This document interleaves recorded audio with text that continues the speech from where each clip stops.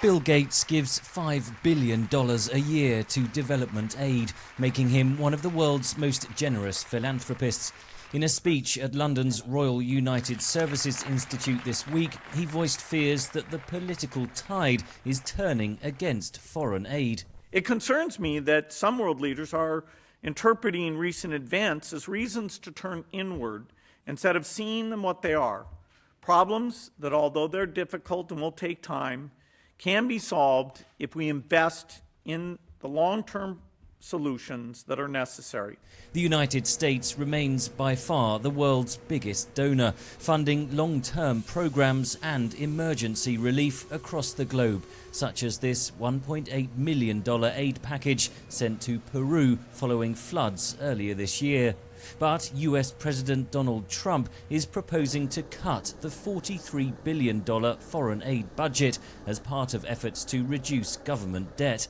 Gates argues many critics of foreign aid don't realize the huge progress that has been achieved. If you could only pick one number to highlight the effectiveness of the development agenda since 1990, I would pick the number 122 million. That's the number of children's lives that have been saved. He disputed the notion that funding foreign aid is a bottomless pit. As you bring down that child-to-death rate, families choose to have less children.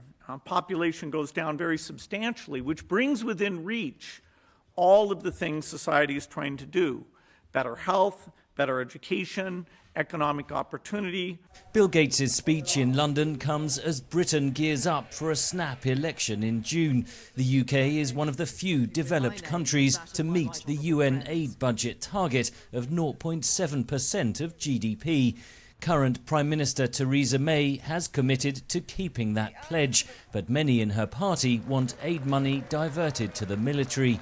Gates said he wanted to make the case for the facts. When aid is mismanaged, it is a double crime, stealing both from the taxpayer and the poor. But let's be clear, the bulk of this aid is getting to its recipients and having an incredible effect. There'll always be a need to adjust. We're working in very tough countries, and so you'll never get 100% perfect effectiveness, but you can learn, and every year the aid is better spent. Aid agencies say the debate couldn't come at a worse time, with around 65 million refugees around the world, worsening conflicts in the Middle East and famine striking East Africa. Henry Ridgwell for VOA News, London.